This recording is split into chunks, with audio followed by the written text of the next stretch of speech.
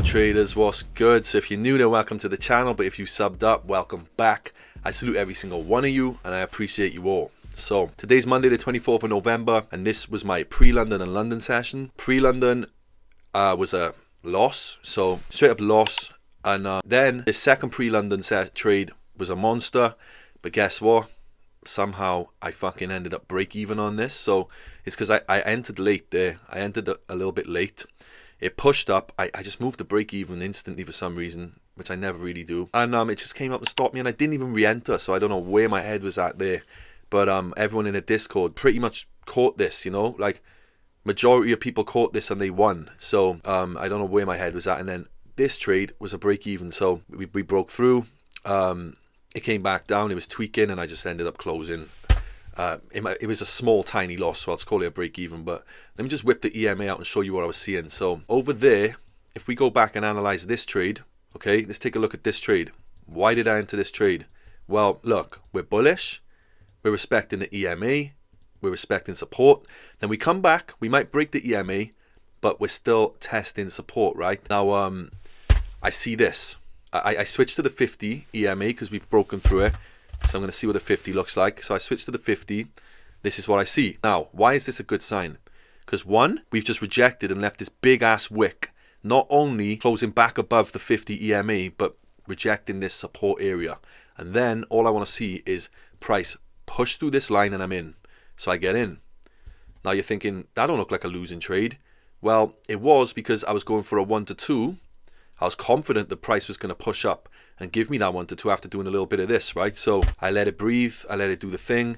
It comes back down instantly and stops me out, right? I remember closing before it stops me out. But anyway, it was a losing trade, so it didn't get to a 1 to 1. That's why I didn't close it. My rule is it needs to get to at least a 1 to 1. Then I can close half the position and move to break even, but it didn't do that. So I give it some breathing room, I lost the trade, whatever, right? So this trade's the one that pissed me off, right?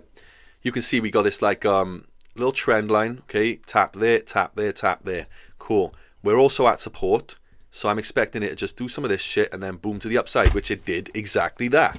How did I lose the trade? I got in late, so I got in around about by there.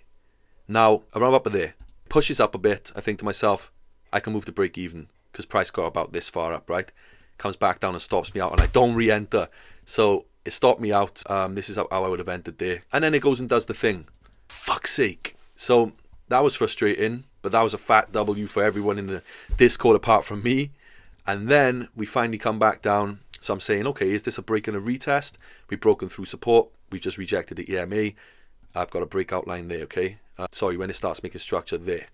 So there's where I'll enter when it breaks that. Go for a 1 to 2, okay? Boom.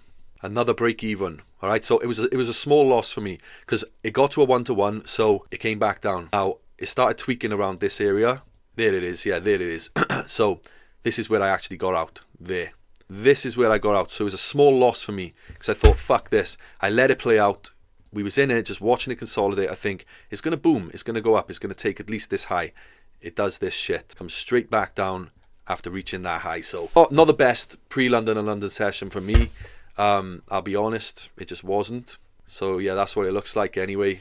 Not the best. A little bit messy, but it is what it is. It was overall bullish. It weren't even that bad. It was just the entries and shit. So, you know, if I was to have held this and not closed and had more patience, it actually didn't stop me out. This would have been a winning trade. So if I didn't just, if I just said to myself, oh, fuck this, I'll just go away from the charts and let it play out and leave the stop loss get hit or to take profit, I would have won this trade. It would have been a beast, right? It would have been even better than this trade.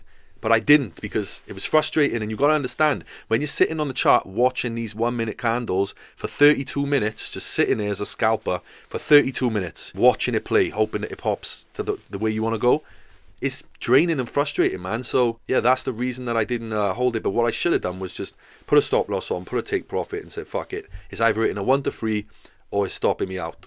But anyway, I didn't. So that's the story of the pre-London and London. New York session.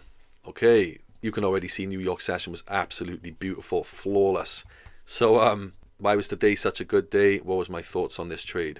Okay, so as you know, the first thing I had to do when I come to the New York session is the same thing as everything else. Look for structure. Are we bullish? Are we bearish? Cool. All right, we're bullish. Let's slap an EMA on there. See, I was respecting the EMA. Cool, is respecting the EMA. Then I draw some support and resistance. Now, a lot of people ask, why do you put your support there and your resistance there? Well, this is the main range. So if you look, you can see that this is kind of like the main range. Now I'll put a little support there because price has just recently been pushed up from there. So this is my most recent support. Price being pushed down from there. This is my most recent resistance. I'm just looking for a break on that 9:30 Eastern open and some volume. And it don't matter which way it breaks. Just because we're bullish don't mean I'm not going to sell. So I wait for that open. Oh, let me just explain as well how I put my TPs. So I use the CAFX liquidity indicator, right? Which is free. You can go use it.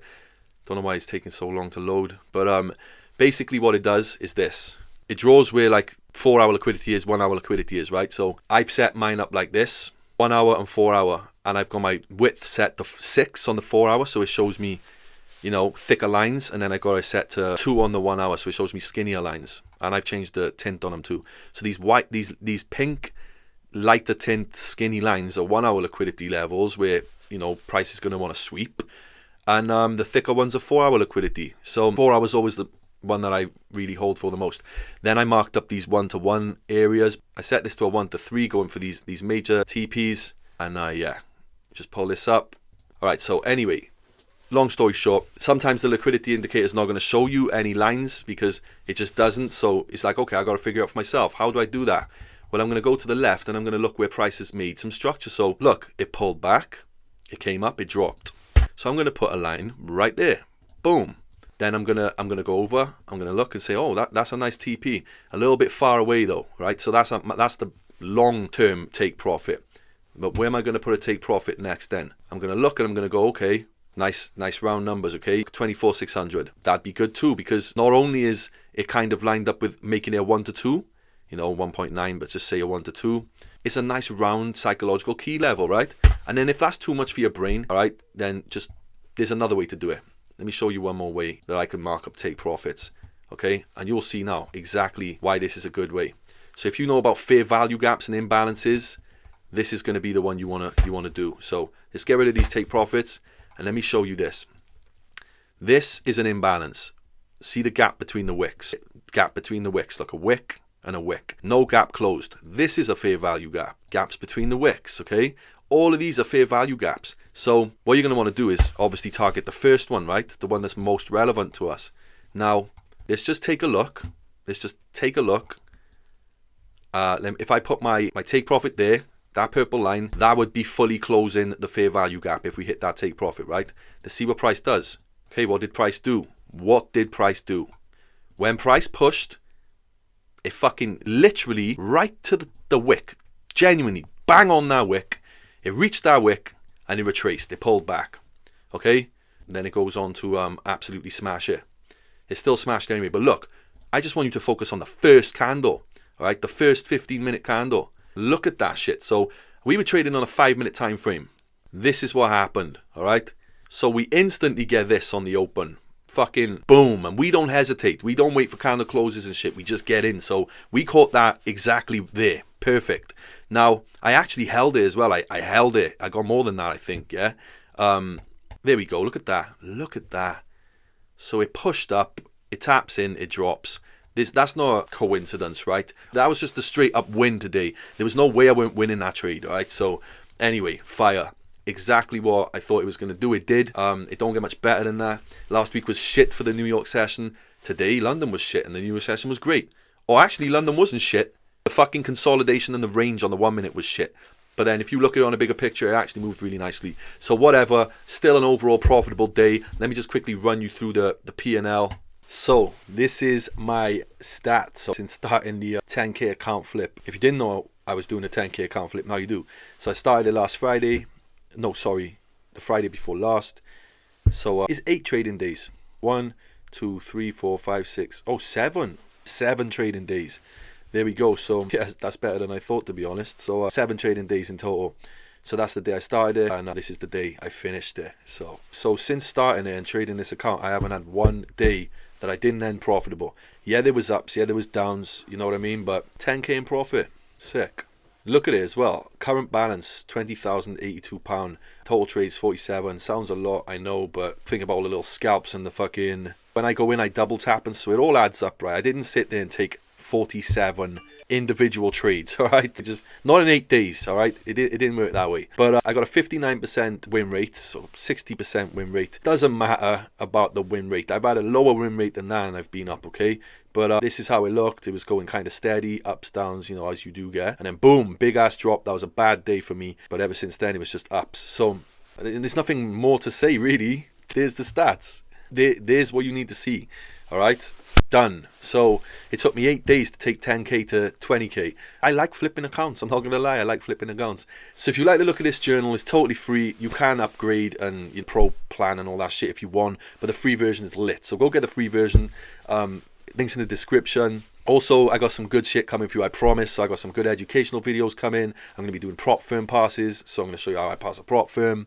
I'm going to be doing boot camp again in January. This December, I'm obviously going to do a December Christmas sale for the premium Discord. I got loads of little things for you coming, right? But mainly, thank you for just showing up and showing support to the channel and me. Every single time you do, smash the like button or share something that I've done or put someone onto one of my trading videos, all right? Because it matters. This is why I do it. I can't believe I'm on like 8,000 subscribers now. It's crazy. Crawling. I'm creeping towards that 10,000 mark. But none of it would be possible without you lot in it. So thank you. I mean that from the bottom of my heart. And yeah, I'll see you in the next video, man. Bless.